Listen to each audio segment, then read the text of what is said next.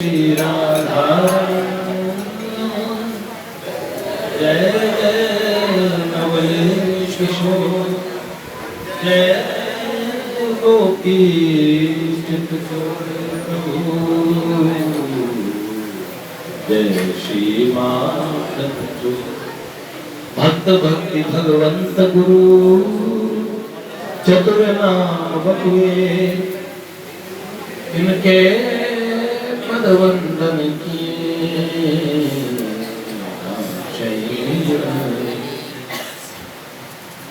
नारायण नमस्कृत्य नरं चैव नरोत्तमं देवीं सरस्वतीं व्यासं ततो जयमुदीरये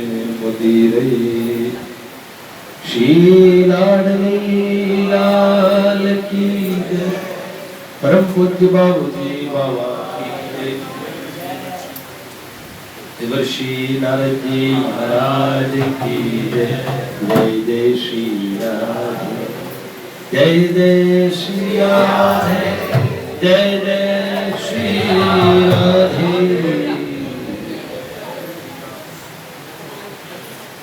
पूज्य बाबूजी के चरित्र में हम लोगों ने सुना, वहां तक सुना था बाबूजी का मनोरंजन। हम अपने मनोरंजन पे आगे चले गए थे।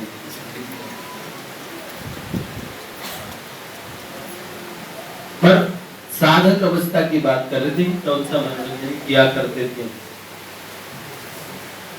साधक अवस्था में साधक से वो काम होने लगे जिनसे उन्हें भगवान मिले।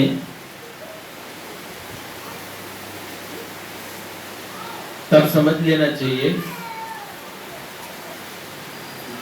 जिन कामों को भगवान की प्रियता हो, जिनमें बस वो काम अगर साधक से होने लगे तो मतलब उसे भगवान का मिलन अब होने वाला है। तीर्थ यात्रा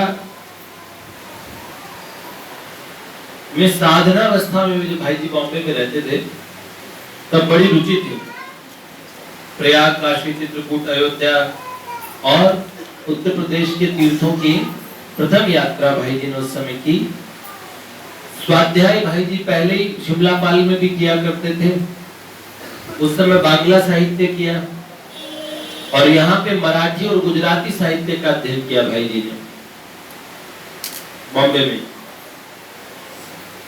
महाराष्ट्र और गुजरात में भी वैष्णव भक्ति का बड़ा, साहित्य का बड़ा आलोड़न हुआ, अवलोकन हुआ। गुजराती भाषा के कई कृष्ण भक्त कवियों का साहित्य पढ़ा। अरबी भाषा में मुसलमान संतों की एक पुस्तक थी जिसमें मुस्लिम संतों का विवरण था और श्री गोपाल नेवटिया ने उसका हिंदी ट्रांसलेशन किया था। उसे भाई जी ने पढ़ा। तब से मुस्लिम संतों के प्रति भी भाई जी के अंतःकरण में श्रद्धा हो गई। नामदेव जी, तुकाराम, एकनाथ, पुरंदरदास, समर्थ गुरु रामदास के चरित्र और रचनाओं का अध्ययन किया और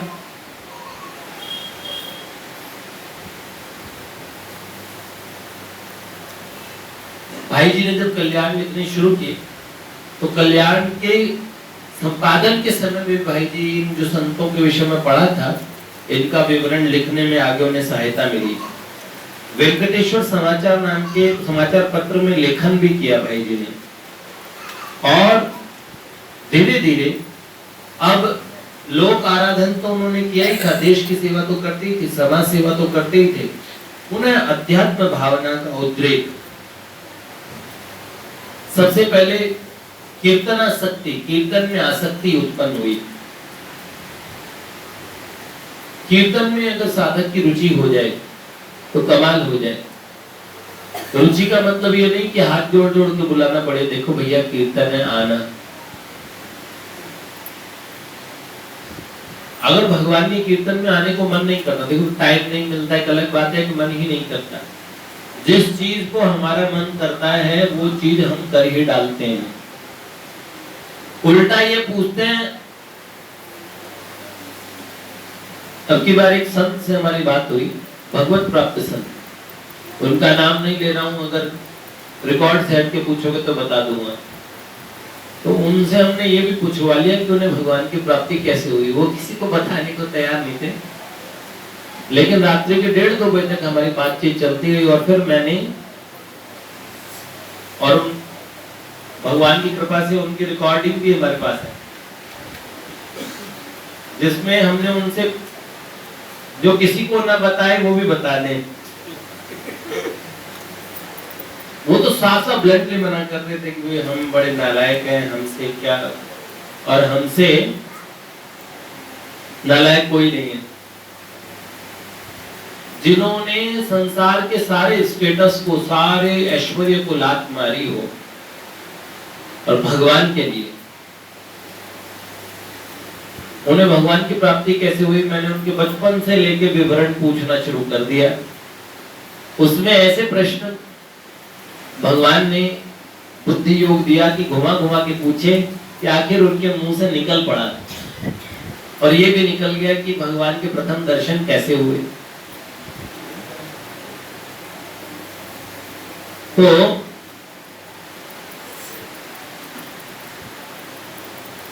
उसमें उनसे बातचीत हुई तो उन्होंने कहा ये जो मन है ये हमारा बहुत बड़ा मित्र है, हमसे बहुत प्यार करता है हमारा मन, लेकिन ये एक ऐसा मित्र है जो भला बुरा नहीं जानता।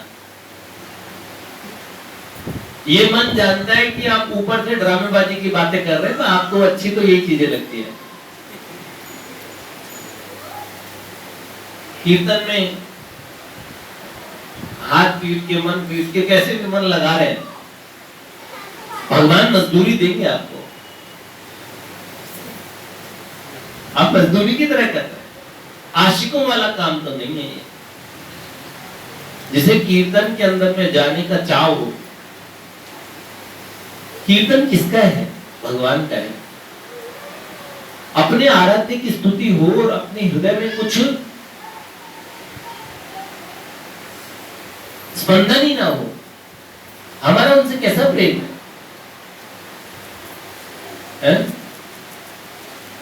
तन फाटेउ फूटेउ नयन, ये फाटम फूटेउ नयन, जरहि सो तन के ही काम, द्रवई सवई पुलकई नहीं, तुलसी सुमिरत राम। ये फाटेउ, कलेजा फट जाए, फूटेउ नयन, नेत्र फूट जाए, और जरहि सो तन के ही काम, द्रवई, जो हृदय द्रवित ना हो, श्रवई, जो आंखें श्रवित ना हो, और पुलकई नहीं, और जिनके हृदय, जिनका तन पुलकित ना हो, तुलसी सुमरई राम। तुलसीदास जी कह रहे राम जी का सुमिरन करने पे नेत्र बह न चले, हृदय द्रवित ना हो जाए, और रोम पुलकित न हो जाए, तन पुलकित न हो जाए, तो आसक्ति कैसी? तो हमारा मन जानता है कि ये ऊपर से ड्रामा कर रहा है, ये तो आपके सामने वो चीजें रखते हैं जो आपको अच्छी लगती है। तो इसका मतलब भगवान हमें अच्छे नहीं लगते। हम उन्हें पाना तो चाहते हैं, पाने में देरी क्यों? क्योंकि हम उन्हें पाना चाहते हैं, पर हमारे मन से वो हमें अच्छे नहीं लगते हैं। जिस दिन ये मन का सपोर्ट हो जाएगा, उस दिन तो काम ऐसे बनेगा झटाझट, इतनी जल्दी भगवान मिलते दिखेंगे। आपके आराध्य से आपका प्रेम अगर मन सपोर्ट करने लगे, मन का सहयोग हो जाए, तो जिन भगवान के किस्से सुन रहे हैं ना, आदि हूँ मध्य हूँ अंत सदा, हरि है हरि है हरि है हरि है, नर गावत है जिनके गुण को, धरी धरी धरी धरी। क्यों? सुंदर दास सहाय सही, करी है करी है करी है करी है, जो भाजन आप गढ़े जितने, भरी हैं, भरी हैं, भरी हैं, भरी हैं। भगवान मिलेंगे, मिलेंगे, मिलेंगे। नरगावत है जिनके गुण को तो कीर्तना शक्ति भाई जी में आसक्ति, आसक्ति कीर्तन में हो गई। आसक्ति बहुत चीजों में होती है। देखो, जब आप बहुत अपसेट होते हो तो म्यूजिक सुनते हो और जैसा आपका मूड है उस तरीके की सुनते हो। संगीत भी वैसे ही सुनना चाहते हो। जिस प्रकार की आपकी आसक्तियां होंगी वैसे आपका चाव होगा। अगर आपकी आसक्ति प्रभु में है तो आपकी कीर्तन में आसक्ति होगी। आसक्ति संसार में गिराने वाली है और आसक्ति अगर भगवान में हो जाए तो भगवान की तरफ ले जाने वाली है, उठाने वाली है। तो लक्ष्मी नारायण जी नाम के एक संत थे, बॉम्बे में 1921 में उनका आना हुआ। गौड़ीय वैष्णव थे और गौड़ीय वैष्णवाचार्य जी श्री रामचंद्र जी महाराज उनके अनुगत थे और चैतन्य महाप्रभु की लीलाएं और हरे कृष्ण महामंत्र पे मूर्छित हो जाते थे कीर्तन करवाते करवाते। उनका नाम संकीर्तन भाई जी ने देखा। उसके बाद में भाई जी के हृदय में कीर्तन के प्रति इतना भाव बढ़ा और उन्होंने सोचा कि अगर मानव का वास्तविक कल्याण करना है तो उसे उपदेश ना करो चाहे करो, लेकिन उनसे कीर्तन करवा दो। जिसका भला चाहते हो उसको कीर्तन में लगा दो, भगवान के नाम संकीर्तन में। कौन नाम संकीर्तन।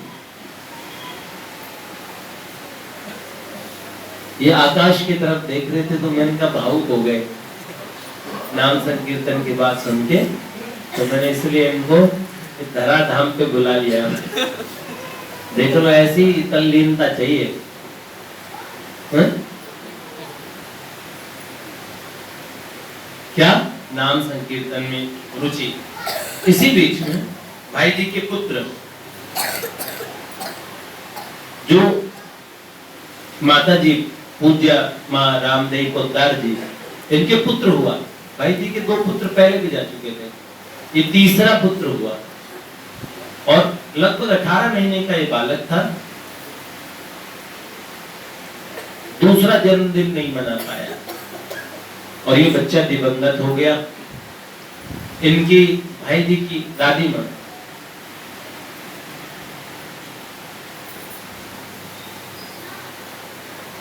उनको बड़ा दुख हुआ और उनके मन में श्री रामदेवी कौर जी, उनके मन में बहुत दुख था कि एक पड़पोता चला गया। 3 प्रपोत्र चले गए। मन के अंदर में लगा क्या। और इधर भाई जी का बिजनेस भी स्टेबल नहीं चल रहा था क्योंकि पहले ही देशभक्ति के आंदोलनों में हिस्सा लेने से। तो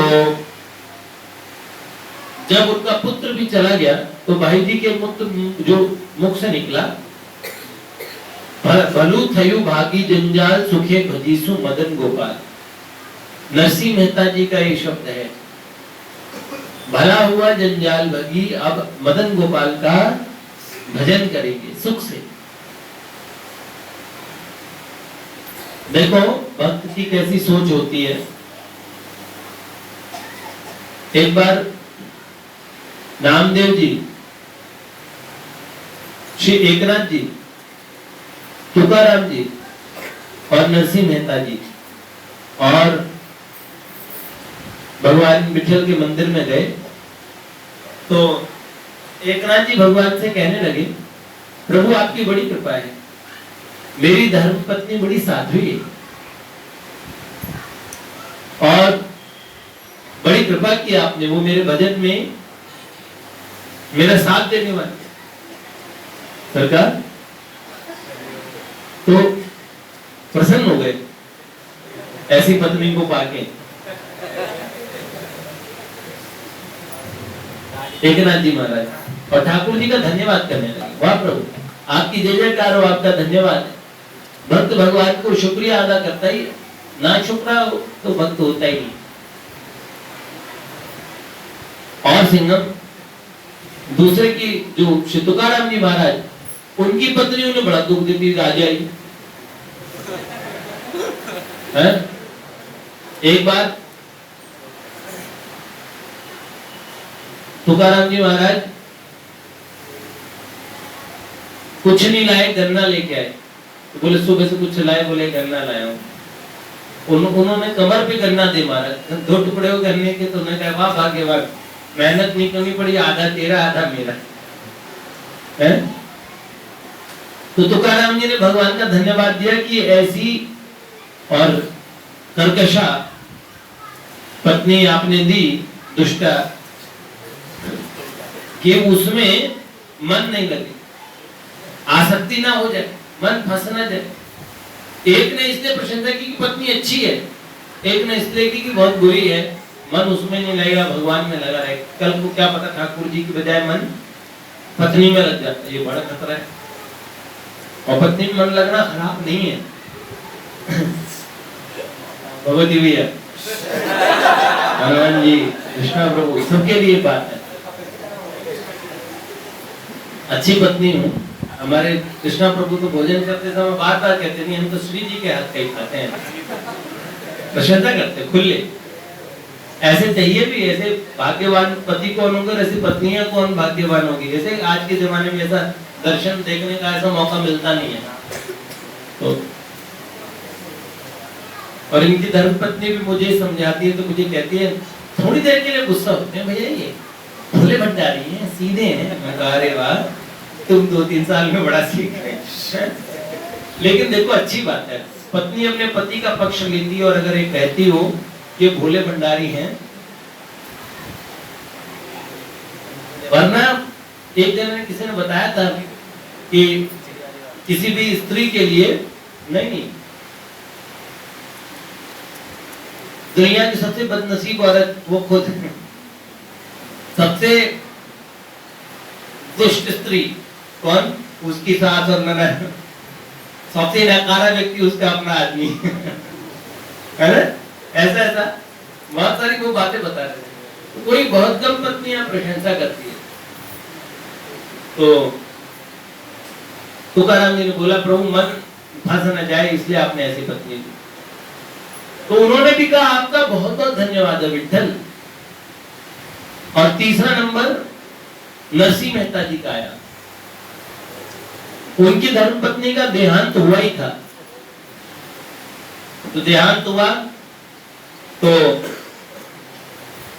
उन्होंने तो जाके मजीरा लेके बजाना शुरू कर दिया। वो क्या होती है ये, बस क्या बोलते हैं इसका, करतल बोलते हैं क्या, झांझ बोलते हैं इसको, है? तो झांझ लेके उन्होंने तो बजाना शुरू कर दिया और कहना शुरू किया, भलू तयूं भागी जंजाल सुखे भजी सु मदन गोपाल। भलू तयूं भागी, भला हुआ जंजाल भाग गई, सुखे भजी सु। अभी तक तो मेरी ब्राह्मणी साथ थी, तो मेरे को चिंता थी कि उसका कैसे निभेगी, उसका कैसे चलेगा, लेकिन अब तो मैं सुखपूर्वक भजन करूंगा। भाई जी के मुख से भी यही निकला जब उनके पुत्र का निधन हुआ। देखो श्री रामकृष्ण डालमिया जी से इसी पीरियड में घनिष्ठता हुई, क्योंकि ये जो कीर्तन के लिए लक्ष्मी नारायण जी को लेके आए थे, रामकृष्ण डालमिया जी लेके आए और रामकृष्ण डालमिया जी से घनिष्ठता हुई। उस समय रामकृष्ण डालमिया जी को अध्यात्म में इतनी रुचि थी, उन्होंने कहा मैं सन्यास ले लूं क्या। भाई जी ने मना किया कि सन्यास अभी आप कच्चे हैं, वासना के झोंके आएंगे और बाद में असर भी पड़ा उन पे। सन्यासी बनने के बाद संसार में कोई चला न जाए। तो भाई जी ने सही समय पे रोक दिया। और ऐसा समय आया जब बॉम्बे में सेठ जयदयाल गोयनका जी पधारे। कलकत्ते में उनका परिचय भाई जी से अच्छा हो गया था और श्री ज्वाला प्रसाद जी कानोड़िया, उन्होंने कहा कि सेठ जी को बंबई बुला लो।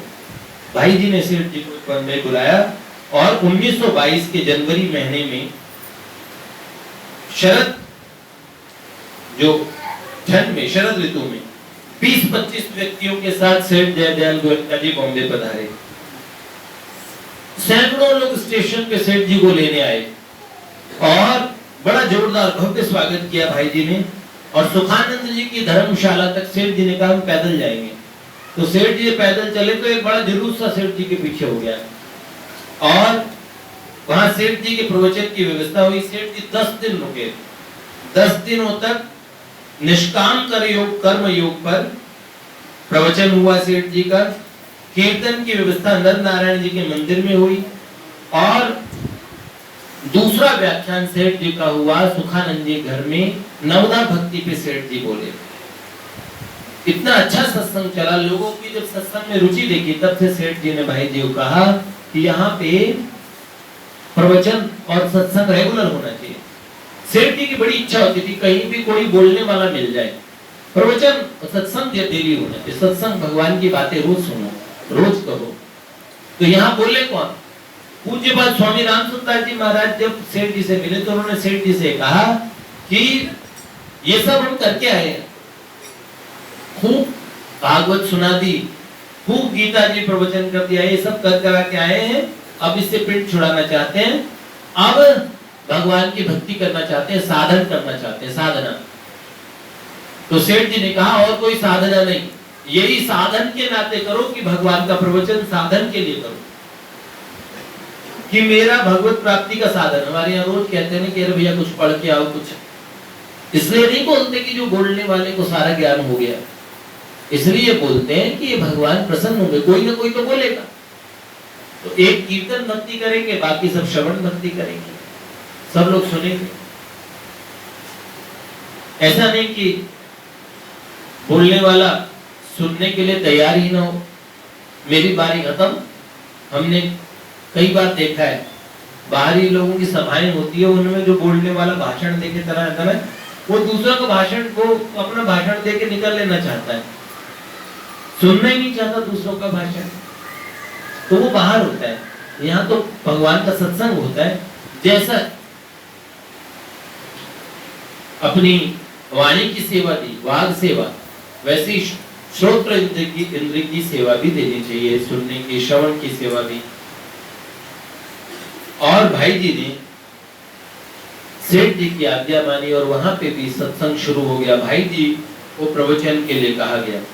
सत्संग भवन की स्थापना और भाई जी का नियमित प्रवचन होने लगा वहां पे। और बड़ा हॉल था, वहां पे एक पुस्तकालय भी खोल दिया गया।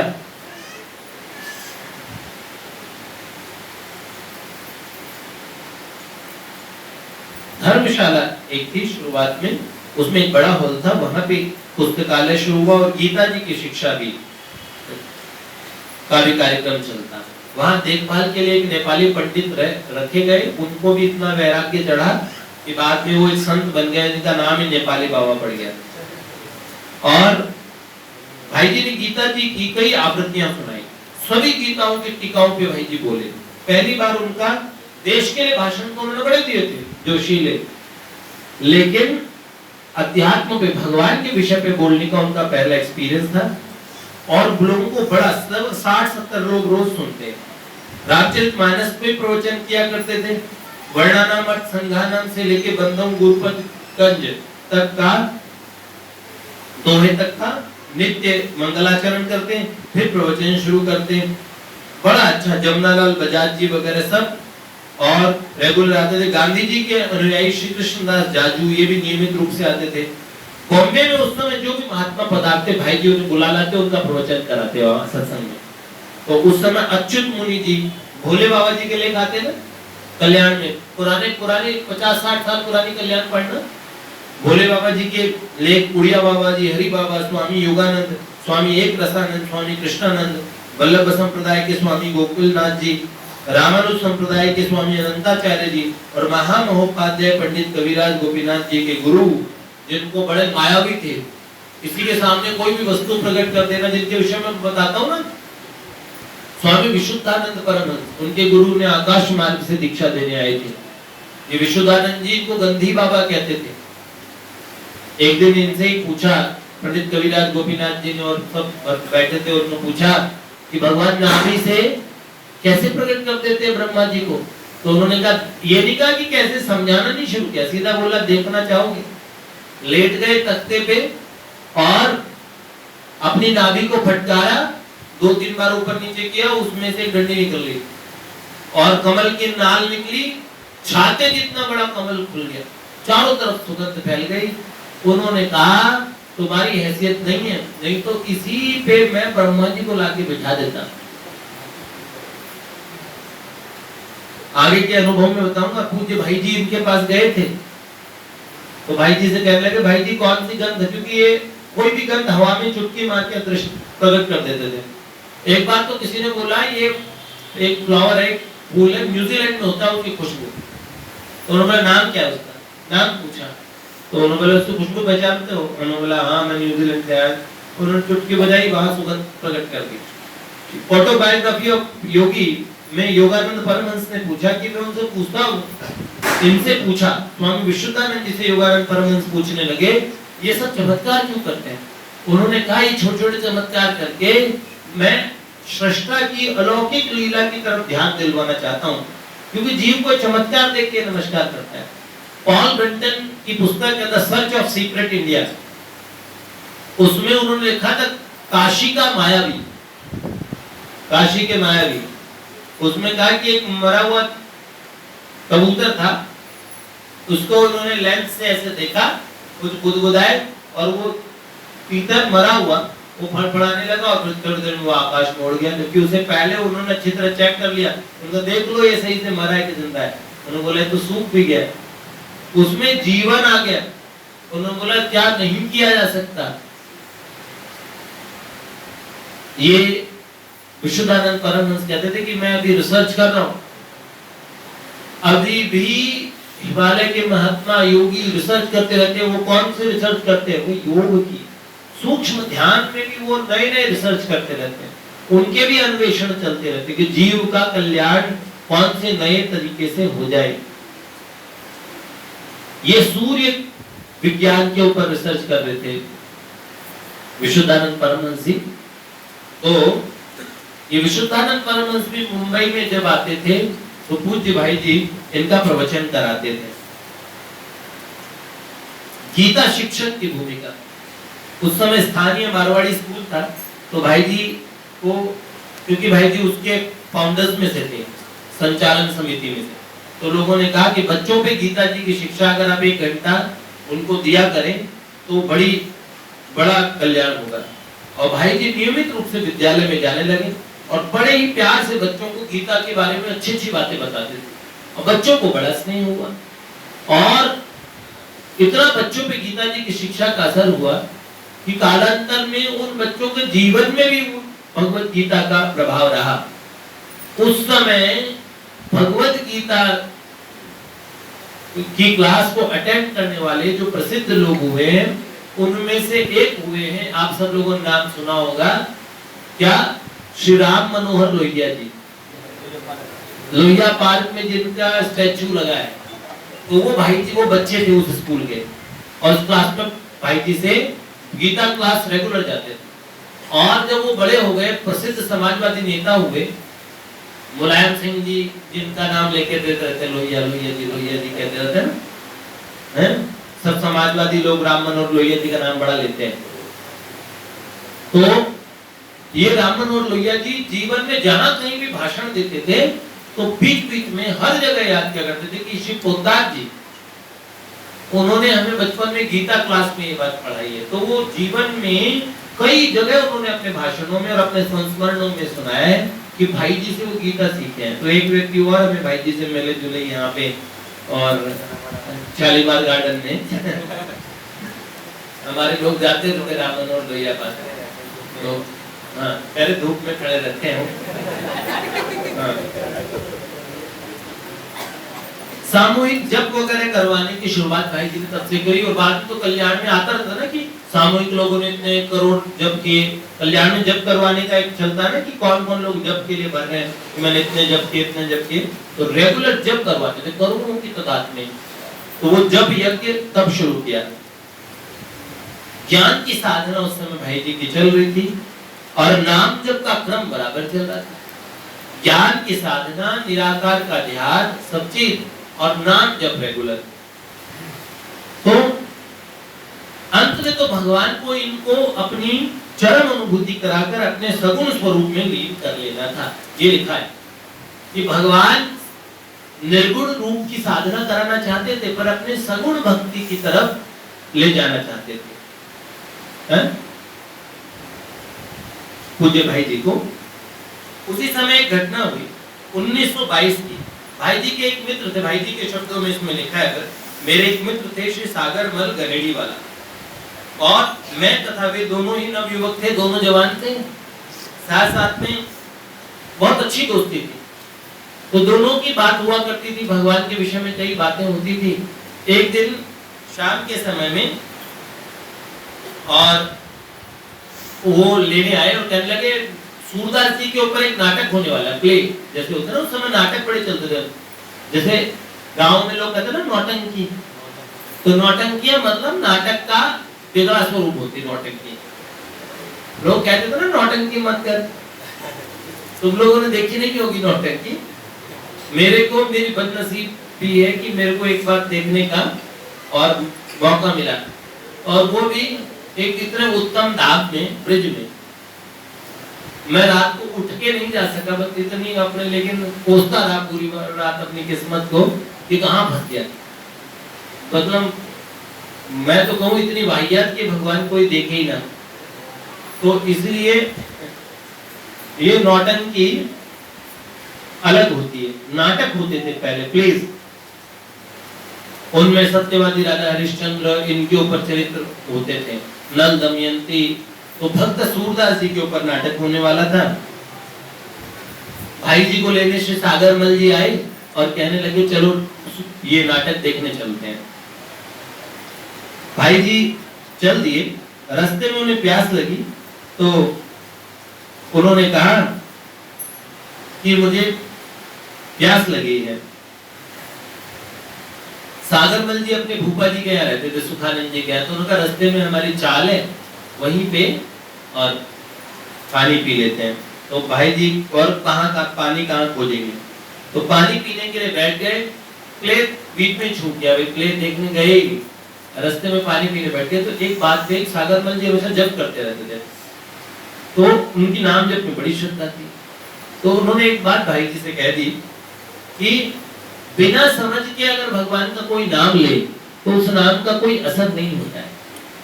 जैसे भगवान राम का नाम ले रहे, राम राम, तो पता होना चाहिए राम जी का नाम है, पर उसको पता ही नहीं, खालिश। लेकिन भगवान, भाई जी का विश्वास दूसरे ढंग का था। भाई जी ने कहा मैंने कह दिया किसी प्रकार से भी राम नाम लिया जाए, र आ की मात्रा म, इन 3 शब्दों को राम कह के बोल दो, फिर चाहे अर्थ आए ना आए जीव की सदगति होगी, इसमें संदेह नहीं। और एक कथा भी सुनाई दोनों के। सागर मल जी को ये बात गले नहीं उतरी, दोनों में शुरू हो गया। भाई जी ने कथा सुनाई, कहा कि एक सुअर ने किसी को टक्कर मारी और मरते समय उसके जंगली सुअर ने मारा तो उसके मुंह से निकल गया हराम। वो कहना तो चाहता था हराम ज्यादा, लेकिन वो ज्यादा शब्द यूज नहीं कर पाया, हराम। अब राम शब्द पे खत्म हो गई बात। एक महात्मा ध्यानस्थ समाधि में थे, उन्होंने क्या दिव्य दर्शन देखा कि एक व्याध के पेट में जंगली सुअर के दांत लगे और वो यवन है, हराम शब्द बोल रहे हैं। तो और सुअर वैसे ही हराम होता है, तो हराम शब्द कहा और भगवान के पार्षद उसको लेके जाते, भगवान के दिव्य पार्षद जो त्रिकालज्ञ महात्मा का देखा हुआ दृष्टांत, और उनका कि ये गाली देने से भी इस व्याध का कल्याण हो गया। इसने अंत काल में राम शब्द की इसके मुंह से हाँ काट लिया भगवान को, देव भगवान ने। हराम के अंदर का भी राम काम है, सोचो। और भाई जी ने समझाई और उन्होंने एक तर्क किया। RAM, रैम शब्द बोलते हैं और इसका मतलब होता है अंग्रेजी में मेढ़ा। मेढ़ा जैसे भेड़ जैसा होता है मेढ़ा, हाँ, तो मेढ़ा उसे रैम बोलते हैं। तो उन्होंने कहा अगर एक अंग्रेज रैम रैम रैम बोले और वो मेढ़े का चिंतन करे, उसको कोई फायदा नहीं होना। बोलिए क्या उत्तर है? भाई जी ने कहा ज्ञान से अज्ञान से, श्रद्धा से अश्रद्धा से, भाव से अभाव से, कुभाव से जीभ पे राम जी का नाम आ जाए, भगवान का नाम तार देता है। मेरे विश्वास के अनुसार तो उस अंग्रेज की गति होनी चाहिए जो राम नाम बोल रहा है, चाहे वो भेड़ के विश्वास बोल रहा है। अगर अंत काल में राम नाम निकल गया तो भेड़ को नहीं पाएगा, भगवान को पाएगा। ये विवाद हो रहा था।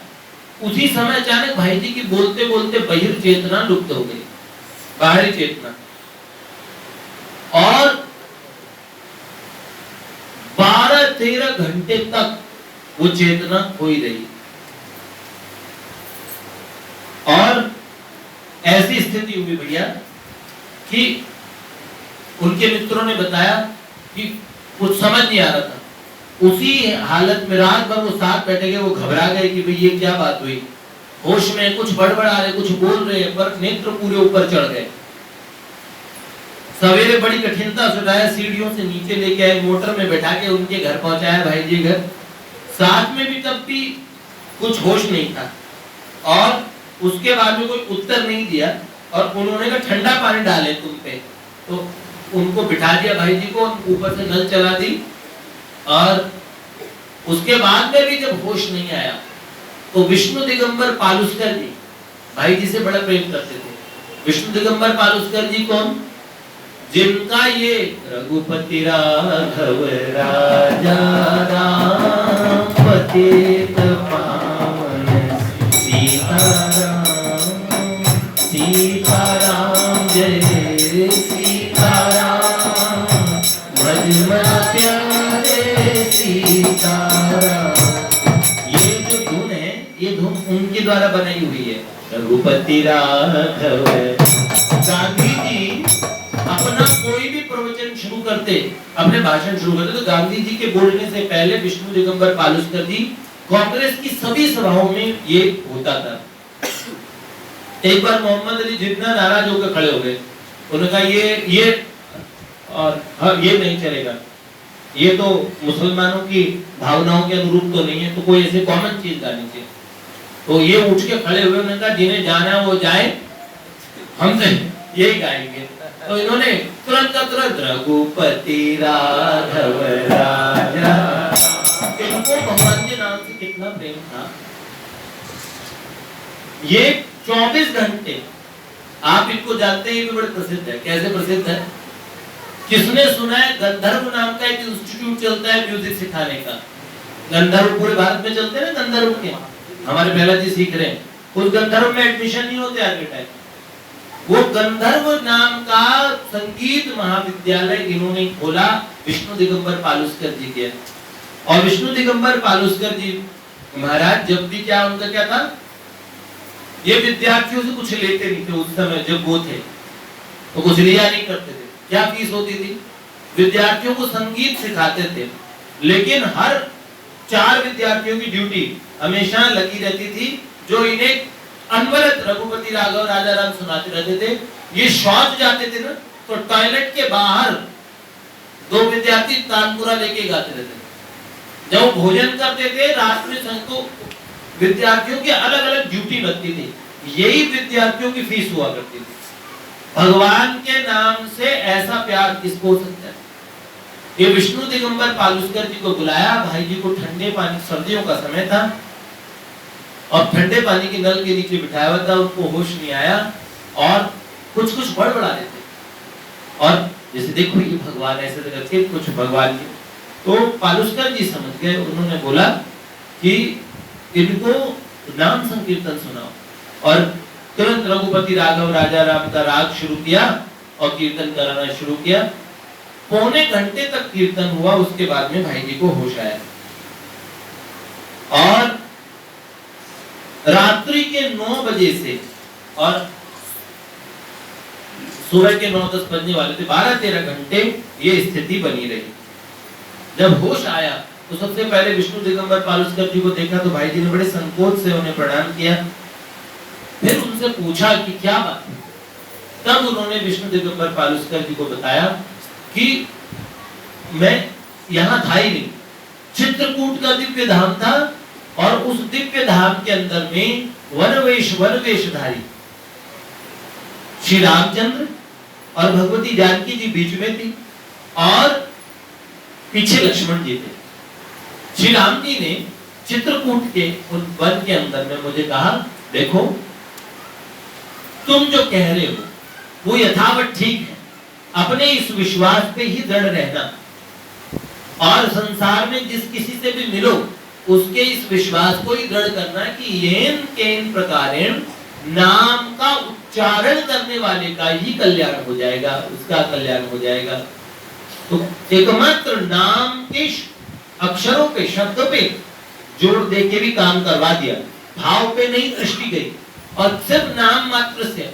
हमारे शास्त्र कहते हैं येन केन प्रकारेण नाम मात्र से जल्पका शमम विनेव गच्छन्ति परे धामनि समादरा।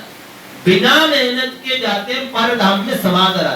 जो कैसा समादर? अच्छे भक्तों का बड़ा आदर होता है, पर नाम का रट्टा लगाने वाले